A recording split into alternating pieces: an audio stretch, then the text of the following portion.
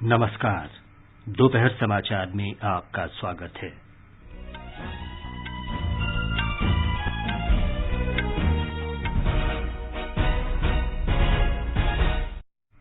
प्रधानमंत्री नरेंद्र मोदी आज 16वें पूर्वी एशिया शिखर सम्मेलन को संबोधित करेंगे। उच्चतम न्यायालय ने पेगासस जासूसी मामले की जांच 3 सदस्यीय विशेषज्ञ समिति से कराने का आदेश दिया। गृह मंत्री अमित शाह ने कहा, प्रधानमंत्री नरेंद्र मोदी के सुधार हमेशा गरीबों की आवश्यकताओं के अनुरूप रहे हैं। उन्होंने सकल घरेलू उत्पाद को लेकर मानवीय दृष्टिकोण अपनाया। रसायन और उर्वरक मंत्री मनसुख मांडविया ने कहा, वैश्विक महामारी के बाद भारत में औषधि क्षेत्र में निवेश बढ़ा। राष्ट्रीय टीकाकरण अभियान के अंतर्गत अब तक 1 अरब 3 करोड़ 53 लाख से अधिक कोविड रोधी टीके लगाए गए। स्वस्थ होने की दर 98.19% हुई। पंजाब के पूर्व मुख्यमंत्री और कांग्रेस के पूर्व नेता कैप्टन अमरिंदर सिंह ने कहा, वे नई राजनीतिक पार्टी बनाएंगे। भारतीय रेल ने त्योहारों के दौरान लोगों की सुविधा के लिए 110 विशेष रेलगाड़ियों के 668 फेरे की व्यवस्था की। तमिलनाडु में पटाखा दुर्घटना में 6 लोगों की मौत और 10 लोग घायल। संयुक्त राष्ट्र ने धरती का तापमान लगभग 2.7 डिग्री सेल्सियस के खतरनाक स्तर तक बढ़ने की चेतावनी दी। और 2020 क्रिकेट विश्व कप में अबुधाबी में आज इंग्लैंड का सामना बांग्लादेश से और नामीबिया का स्कॉटलैंड से होगा। दोपहर समाचार में अतहर सईद के साथ मैं विमलेंदु पांडे। देश ने कोविड टीकाकरण अभियान के अंतर्गत 100 करोड़ टीके लगाने का लक्ष्य हासिल कर इतिहास रच दिया है। इस महत्वपूर्ण कार्य में योगदान करने वाले चिकित्सकों, नर्सों और अन्य स्वास्थ्य कर्मियों का आकाशवाणी अभिनंदन करता है। इसके साथ ही हम आपको सतर्क भी करना चाहते हैं कि कोविड अभी समाप्त नहीं हुआ है। आप सभी से हमारी अपील है कि यथाशीघ्र दोनों टीके लगवाएं और अन्य लोगों को भी टीके लगवाने के लिए प्रेरित करें। त्योहारों के समय कृपया 3 आसान उपायों का पालन अवश्य करें। मास्क पहनें, 2 गज की सुरक्षित दूरी बनाए रखें और हाथ और चेहरा साफ रखें। कोविड से संबंधित कोई भी जानकारी और मार्गदर्शन के लिए राष्ट्रीय हेल्पलाइन नंबर 011-2397-8046 और 1075 पर संपर्क करें। देश के 75वें स्वतंत्रता दिवस समारोहों के उपलक्ष्य में आजादी के अमृत महोत्सव के अंतर्गत सरकार अनेक गतिविधियों का आयोजन कर रही है। इस अवसर को जन उत्सव के रूप में मनाते हुए आकाशवाणी समाचार ने स्वतंत्रता संग्राम और उसके गौरवशाली इतिहास पर विशेष प्रश्नोत्तरी कार्यक्रम शुरू किया है। प्रत्येक सोमवार और मंगलवार को समाचार प्रभात में प्रसारित होने वाला ये क्विज 15 अगस्त 2022 तक जारी रहेगा। भारतीय डाक विभाग अमृत महोत्सव क्विज में आकाशवाणी के साथ सहयोगी के रूप में शामिल है। कल के अमृत महोत्सव क्विज का प्रश्न था, राष्ट्रगीत वंदे मातरम किस प्रसिद्ध उपन्यास का अंश है? इस प्रश्न का सही उत्तर है बंकिम चंद्र चट्टोपाध्याय द्वारा लिखित आनंद मठ। 1882 में लिखे गए इस उपन्यास में की गई शक्तिशाली राष्ट्र की परिकल्पना ने अनेक राजनीतिक आंदोलनों को प्रेरित किया। आकाशवाणी को दुनिया भर से बड़ी संख्या में अपने श्रोताओं के इस प्रश्न का उत्तर मिला है और भाग्यशाली विजेता हैं उत्तर प्रदेश में अयोध्या के नाहरबाग से आश्री शाह। मैं आश्री शाह अयोध्या उत्तर प्रदेश की निवासी आजादी के अमृत महोत्सव प्रतियोगिता में चयन करने के लिए आकाशवाणी को बहुत धन्यवाद देती हूँ। अयोध्या के महान स्वतंत्रता सेनानी अशफाक उल्लाह खां को जिला कारागार फैजाबाद में रखने के बाद फांसी दी गई थी। ऐसे ही अयोध्या के कई स्वतंत्रता सेनानियों ने देश को आजादी दिलाने के लिए अपना योगदान दिया है। मैं नियमित रूप से आकाशवाणी समाचार सुनती हूँ। श्रोताओं के लिए अमृत महोत्सव क्विज का अगला प्रश्न सोमवार 1 नवंबर को प्रसारित किया जाएगा। अब समाचार विस्तार से। प्रधानमंत्री नरेंद्र मोदी आज 16वें पूर्वी एशिया शिखर सम्मेलन को संबोधित करेंगे। इसका आयोजन वर्चुअल रूप में किया जा रहा है। ये सम्मेलन हिंद प्रशांत क्षेत्र में प्रमुख नेताओं का मंच है। वर्ष 2005 में स्थापना के बाद से इस संगठन ने पूर्वी एशिया में सामरिक और भू राजनीतिक समीकरण में महत्वपूर्ण भूमिका निभाई है। 16वें पूर्वी एशिया शिखर सम्मेलन में शामिल नेता समुद्री सुरक्षा, आतंकवाद, कोविड-19 पर सहयोग सहित क्षेत्रीय और अंतर्राष्ट्रीय हितों और चिंताओं से जुड़े मुद्दों पर चर्चा करेंगे। मानसिक स्वास्थ्य, पर्यटन के माध्यम से आर्थिक सुधार और हरित रिकवरी पर घोषणा पत्र जारी किए जाएंगे, जिन्हें भारत ने सह प्रायोजित किया है। आसियान के 10 सदस्य देशों के अलावा पूर्वी एशिया शिखर सम्मेलन में भारत, चीन, जापान, दक्षिण कोरिया, ऑस्ट्रेलिया, न्यूजीलैंड, अमेरिका और रूस शामिल हैं। भारत पूर्वी एशिया शिखर सम्मेलन हिंद प्रशांत पर आसियान के दृष्टिकोण और हिंद प्रशांत महासागर पहल के बीच समन्वय कर क्षेत्र में व्यवहारिक सहयोग को आगे बढ़ाने के लिए एक महत्वपूर्ण मंच भी है। अनुपम मिश्र, आकाशवाणी समाचार, दिल्ली। प्रधानमंत्री नरेंद्र मोदी ब्रुनेई के सुल्तान के निमंत्रण पर कल आसियान भारत सम्मेलन में भी वीडियो कॉन्फ्रेंस के माध्यम से हिस्सा लेंगे। इसमें आसियान देशों के राष्ट्राध्यक्ष और शासनाध्यक्ष हिस्सा लेंगे। पेरिस जलवायु समझौते के बाद से सबसे महत्वपूर्ण संयुक्त राष्ट्र जलवायु परिवर्तन सम्मेलन 31 अक्टूबर से 12 नवंबर तक ब्रिटेन के ग्लासगो में होगा। प्रधानमंत्री नरेंद्र मोदी G20 शिखर सम्मेलन और जलवायु सम्मेलन में भाग लेने के लिए इस महीने की 29 तारीख से 2 नवंबर तक रोम और ग्लासगो की यात्रा पर रहेंगे। ऑस्ट्रेलिया के प्रधानमंत्री स्कॉट मॉरिसन ने 2050 तक ग्रीन हाउस गैसों के उत्सर्जन को समाप्त करने के लिए अपने देश की दीर्घावधि प्रतिबद्धता योजना कल जारी की। ब्रिटेन इस सम्मेलन की अध्यक्षता कर रहा है। 26वें जलवायु परिवर्तन सम्मेलन से पहले जलवायु वित्तीय प्रतिबद्धता पूरी करने में विकसित देशों के विलंब के बारे में आकाशवाणी समाचार से विशेष बातचीत में पर्यावरणविद डॉक्टर सीके वार्ष्णेय ने कहा कि भारत का रुख बिल्कुल स्पष्ट है। इस मुद्दे पर तत्काल ध्यान देने की आवश्यकता है। डॉक्टर वार्ष्णेय ने कहा कि भारत ने विश्व के अन्य देशों की तुलना में कार्बन स्पेस का इस्तेमाल नहीं किया है। Our total contribution at present is only 7%. And also if we take per capita emission of carbon dioxide, then we are well below the global average. In fact, look at our population and look at the developmental stage. We have not really used any of the carbon space which others have already utilized. संयुक्त राष्ट्र महासचिव Antonio Guterres ने Scotland के Glasgow में आगामी अंतर्राष्ट्रीय जलवायु परिवर्तन सम्मेलन से पहले विश्व के नेताओं के बीच वैश्विक पर्यावरण कार्य योजना संबंधी मतभेद दूर करने की आवश्यकता पर बल दिया है। उन्होंने ये बात संयुक्त राष्ट्र पर्यावरण कार्यक्रम की उत्सर्जन अंतराल रिपोर्ट 2021 जारी करने के अवसर पर कही।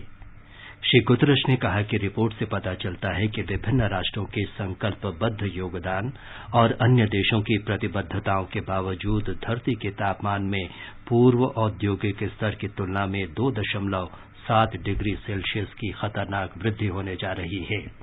उन्होंने कहा कि ये संकटपूर्ण स्थिति है और उत्सर्जन अंतराल नेताओं के बीच मतभेद का परिणाम है। रक्षामंत्री राजनाथ सिंह ने कहा कि आतंकवाद, समुद्री डकैती, मादक पदार्थों के अवैध कारोबार और जलवायु परिवर्तन जैसे गंभीर खतरों ने हिंद प्रशांत क्षेत्र में नई चुनौतियां पैदा कर दी हैं। वीडियो कॉन्फ्रेंसिंग के माध्यम से हिंद प्रशांत क्षेत्रीय संवाद 2021 के उद्घाटन सत्र को संबोधित करते हुए श्री सिंह ने कहा कि इस क्षेत्र में इस तरह की चुनौतियां अंतर्राष्ट्रीय स्तर की हैं और इससे निपटने की जिम्मेदारी सभी की है। श्री सिंह ने कहा कि भारत समुद्र से संबंधित कानूनों पर संयुक्त राष्ट्र के कन्वेंशन के अनुसार सभी राष्ट्रों के अधिकारों का सम्मान करने को प्रतिबद्ध है। India is committed to respecting the rights of all nations as laid down in the UN Convention on the Law of Seas, UN Clause 1982. We are fully determined to protect the legitimate rights and interests of our country in relation to our territorial water and exclusive economic zone while supporting the maintenance of rule-based maritime system as mandated under UN Clause 1982. गृह मंत्री अमित शाह ने कहा है कि प्रधानमंत्री नरेंद्र मोदी के सुधार हमेशा गरीबों की आवश्यकताओं के अनुरूप रहे हैं। उन्होंने सकल घरेलू उत्पाद को लेकर मानवीय दृष्टिकोण अपनाया है। नई दिल्ली में लोकतंत्र में शासनाध्यक्ष के रूप में प्रधानमंत्री नरेंद्र मोदी के 2 दशक की समीक्षा पर राष्ट्रीय सम्मेलन के उद्घाटन सत्र को संबोधित करते हुए श्री अमित शाह ने कहा कि श्री मोदी ने देश के सभी क्षेत्रों में विकास के लिए योजनाओं की शुरुआत की। गृह मंत्री ने कहा कि विभिन्न योजनाओं के तहत देश भर में गरीबों की मदद के लिए 19 लाख करोड़ रुपए सीधे उनके खातों में भेजे गए।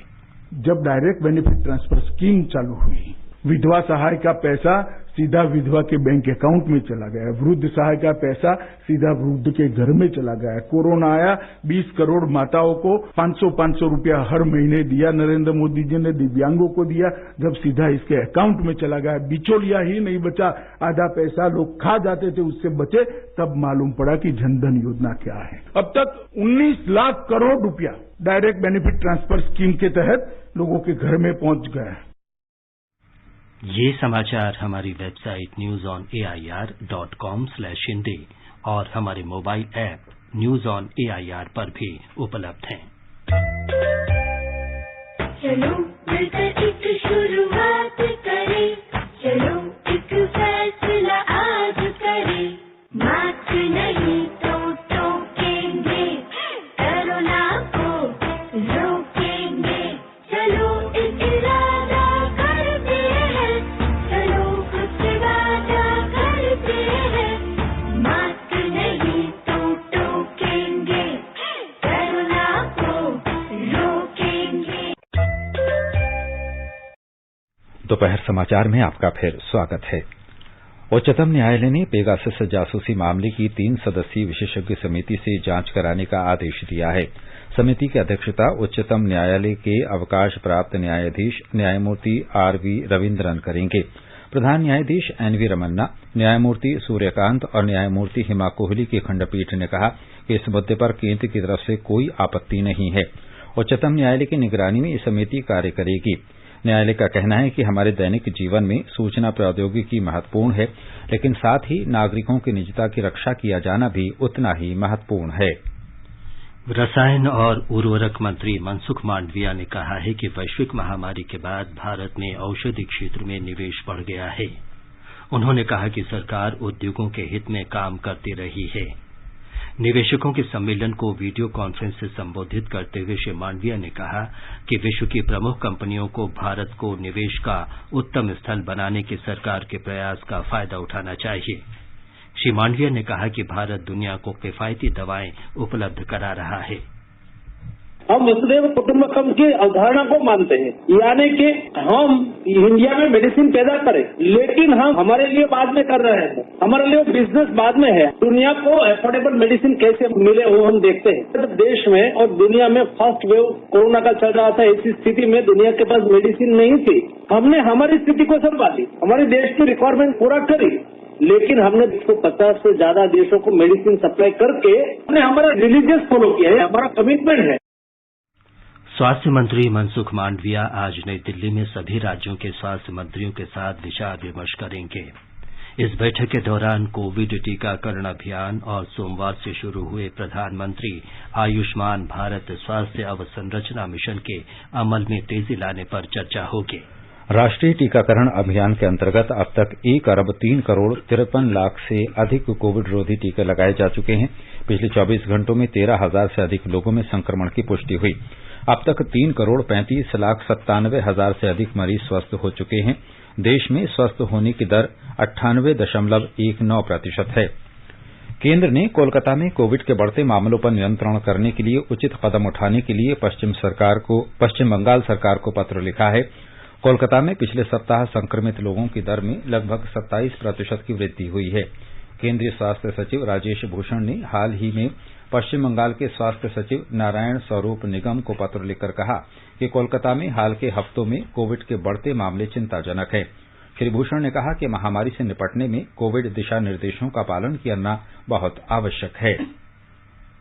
दिल्ली के मैक्स अस्पताल के हृदय रोग विभाग के अध्यक्ष डॉक्टर बलबीर ने आकाशवाणी से बातचीत में बताया कि यदि किसी व्यक्ति को बुखार आता है तो उसे ठीक होने के बाद ही टीका लगवाएं। जब बुखार होता है या कोई इलनेस होती है, जैसे कि कोई इन्फेक्शन, तो बॉडी की इम्यूनिटी कम हो जाती है, उस दौरान कोई वैक्सीन भी नहीं लेनी चाहिए, कोई भी वैक्सीन। तो जब बुखार ठीक हो जाए, डेंगू या वायरल फीवर ठीक हो जाए, तभी वैक्सीन लेनी चाहिए। आकाशवाणी का समाचार सेवा प्रभाग कोरोना जागरूकता श्रृंखला के अंतर्गत आज रात 9:30 बजे से हिंदी और अंग्रेजी में लाइव फोन इन कार्यक्रम प्रसारित करेगा। इसे FM गोल्ड चैनल और अतिरिक्त मीटरों पर सुना जा सकेगा। इस कार्यक्रम में दिल्ली के लेडी हार्डिंग मेडिकल कॉलेज के doctor Anupam Prakash corona virus से संबंधित सवालों का जवाब देंगे। श्रोता हमारे विशेषज्ञ से टोल फ्री नंबर 1800-115767 और टेलीफोन नंबर 011-2331-4444 पर प्रश्न पूछ सकते हैं। कोविड संबंधी राष्ट्रीय हेल्पलाइन नंबर हमारी वेबसाइट newsonair.gov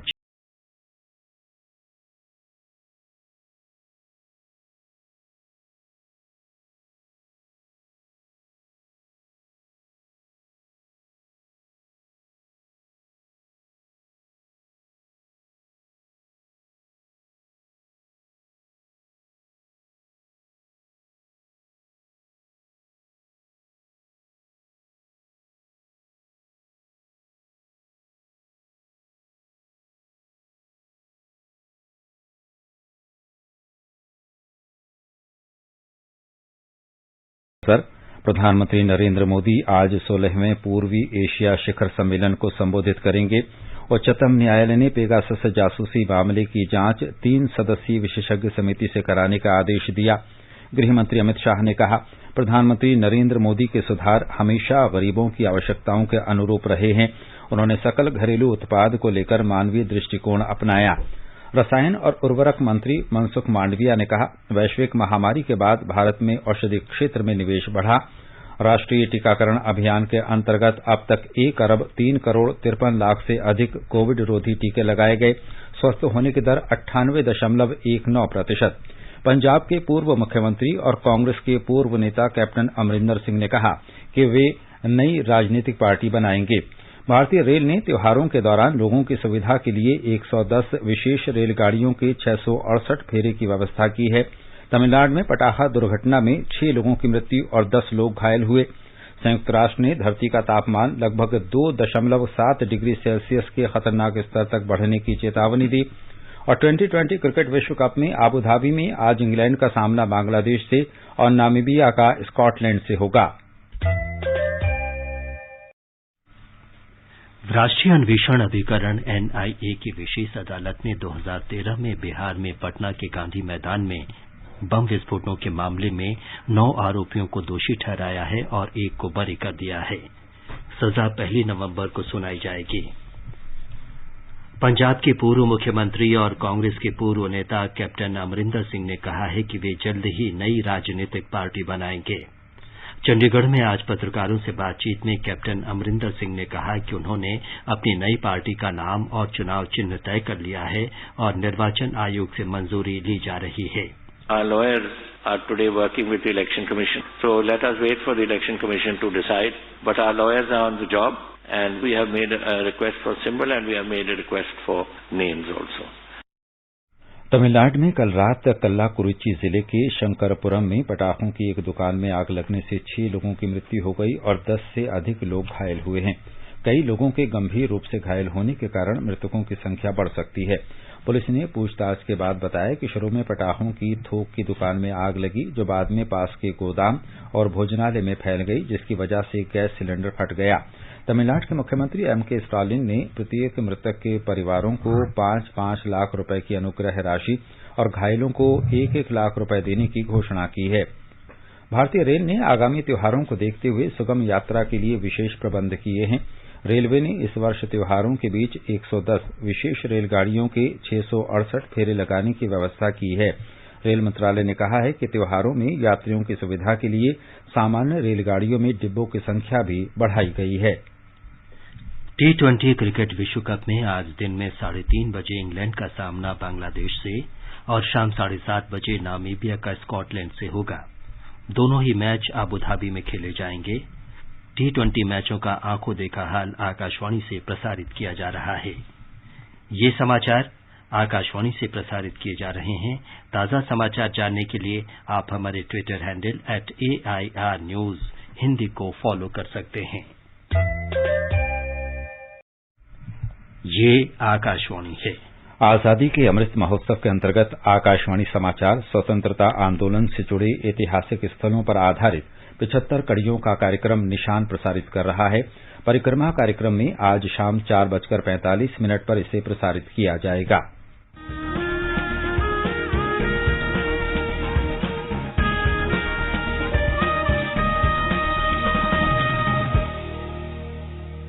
स्वाधीनता संग्राम के वे निशान जो साक्षी हैं हमारे सेनानियों के संघर्ष और बलिदान के। आकाशवाणी समाचार ला रहा है विशेष श्रृंखला निशान। हर बुधवार को शाम 4:45 पर कार्यक्रम परिक्रमा में FM गोल्ड 100.1 मेगाहर्ट्ज पर।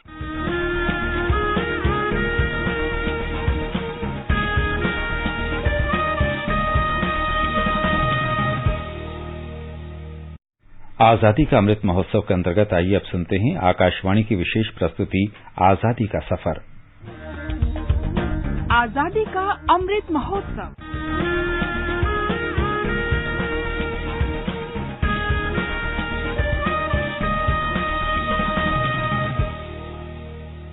आजादी का सफर आकाशवाणी के साथ एक राष्ट्र का जन्म, भारत का शानदार स्वाधीनता संघर्ष आधुनिक विश्व के महानतम संघर्षों में से एक है।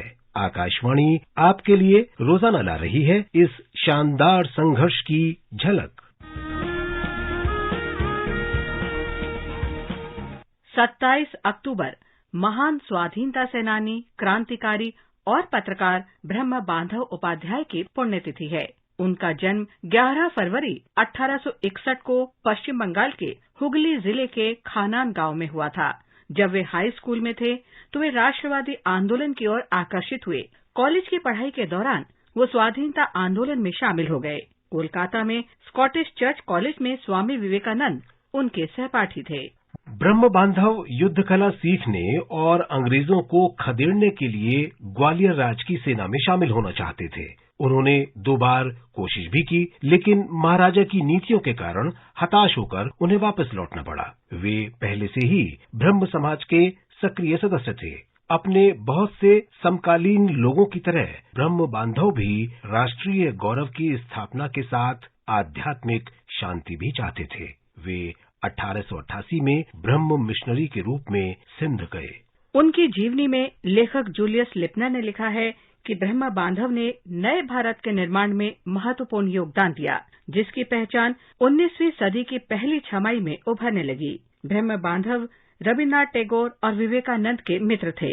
लिपनर के अनुसार विवेकानंद ने क्रांति की ज्वाला प्रज्वलित की, ब्रह्म बांधव ने इस ज्वाला को और तेज किया, उसकी रक्षा की और बलिदान दिया। ब्रह्म बांधव ने बंगाली अखबार संध्या का संपादन किया और अंतिम सांस तक इसके संपादक रहे। उन्होंने संध्या और बंगला साप्ताहिक युगांतर के माध्यम से स्वराज और स्वदेशी आंदोलन को लोकप्रिय बनाया। उन्होंने ब्रिटिश उपनिवेशवाद और यूरोपीय सांस्कृतिक आधिपत्य के खिलाफ सोफिया में अंग्रेजी भाषा में भी लेख लिखे। 10 सितंबर 1907 को ब्रह्म बांधव को गिरफ्तार कर लिया गया और राजद्रोह के आरोप में मुकदमा चलाया गया। ब्रह्म बांधव ने अदालत में अपने बचाव से मना कर दिया। इसके बाद 23 सितंबर 1907 को बैरिस्टर चितरंजन दास के माध्यम से अदालत में उनका बयान जमा कराया गया। बयान में ब्रह्म बांधव ने कहा कि वे संध्या के प्रकाशन, प्रबंधन और संचालन की सभी जिम्मेदारी स्वीकार करते हैं। ब्रह्म बांधव ने ये भी कहा कि 13 अगस्त 1907 को अखबार में प्रकाशित लेख उन्होंने ही लिखे थे। उन्हीं में से कुछ लेखों को उत्तेजक मानते हुए ब्रह्म बांधव के खिलाफ मुकदमे का आधार बनाया गया था। ब्रह्म बांधव ने मुकदमे की कार्यवाही में शामिल होने से मना कर दिया था। दरअसल उन्हें विश्वास था कि स्वराज के ईश्वर नियुक्त मिशन का हिस्सा बनने के कारण उन्हें किसी भी तरह से लोगों को अंग्रेजों के विरुद्ध भड़काने के लिए जिम्मेदार नहीं ठहराया जा सकता। सुनवाई के दौरान ब्रह्म बांधव के पेट में दर्द हुआ और उन्हें कोलकाता के अस्पताल में भर्ती कराया गया। अस्पताल में उनकी सर्जरी की गई, लेकिन उनका कष्ट दूर नहीं हुआ और 27 अक्टूबर 1907 को उनका निधन हो गया। महज 46 वर्ष के जीवन में ब्रह्म बांधव उपाध्याय ने विदेशी प्रभुत्व के विरुद्ध स्वतंत्रता संघर्ष में सच्चे मन से भाग लिया। 27 अक्टूबर क्रांतिकारी स्वाधीनता सेनानी जतेंद्र नाथ दास की जयंती भी है। उनका जन्म कोलकाता में 27 अक्टूबर 1904 में हुआ था। 17 वर्ष की उम्र में ही वे 1921 के असहयोग आंदोलन में शामिल हुए। लाहौर षड्यंत्र केस के संबंध में 14 जून 1929 को उन्हें अंग्रेजों ने गिरफ्तार कर लिया। उन पर क्रांतिकारियों के साथ ब्रिटिश पुलिस अधिकारी जॉन सॉन्डर्स की हत्या का आरोप था। राजनीतिक बंदियों के अधिकारों के धर्म योद्धा के रूप में जतिन ने कैदियों के साथ अंग्रेजों के बुरे बर्ताव के विरोध में लाहौर सेंट्रल जेल में 63 दिनों तक भूख हड़ताल की थी। भूख हड़ताल के दौरान जतिन को तमाम तरह की यातनाएं दी गईं। आखिरकार 13 सितंबर 1929 को जतिन ने मातृभूमि के लिए प्राणों की आहुति दे दी। वतन पे जो फिदा होगा अमर वो नौजवान होगा। वतन पे जो फिदा होगा अमर वो नौजवान होगा। रहेगी जब तलक दुनिया ये अफसाना बयां होगा। सुभाष चंद्र बोस ने उन्हें भारत का युवा दधीची कहा था। आजादी का सफर आकाशवाणी के साथ की इस कड़ी में आज बस इतना ही। कल फिर मिलेंगे एक नई कड़ी के साथ।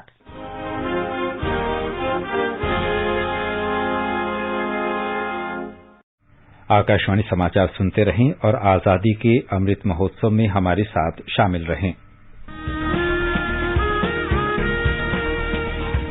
आजादी के 75 वर्षों का पर्व अमृत महोत्सव के पावन अवसर पर आकाशवाणी समाचार लेकर आया है अमृत महोत्सव क्विज। आप भी इस क्विज का हिस्सा बन सकते हैं। हमारे समाचार बुलेटिनों में पूछे गए स्वतंत्रता आंदोलन से जुड़े प्रश्नों का जवाब देकर। आपसे ये सवाल प्रत्येक सोमवार और मंगलवार को सुबह 8 बजे प्रसारित होने वाले बुलेटिन समाचार प्रभात में पूछे जाएंगे। श्रोता email Amrit Mahotsav quiz @prasarabharati.gov.in पर अपने जवाब भेज सकते हैं। आप अपने जवाब व्हाट्सएप नंबर 8826546262 पर भी भेज सकते हैं। विजेता का चुनाव सही जवाबों में से लकी ड्रॉ के माध्यम से होगा और इसकी घोषणा अगले दिन इसी बुलेटिन में की जाएगी। विजेता को प्रमाण पत्र के साथ एक उपहार भी दिया जाएगा। साथ ही विजेता का नाम हमारे ट्विटर हैंडल पर भी फ्लैश होगा। तो आइए मनाएं आजादी के 75 वर्षों का पर्व अमृत महोत्सव आकाशवाणी समाचार के साथ।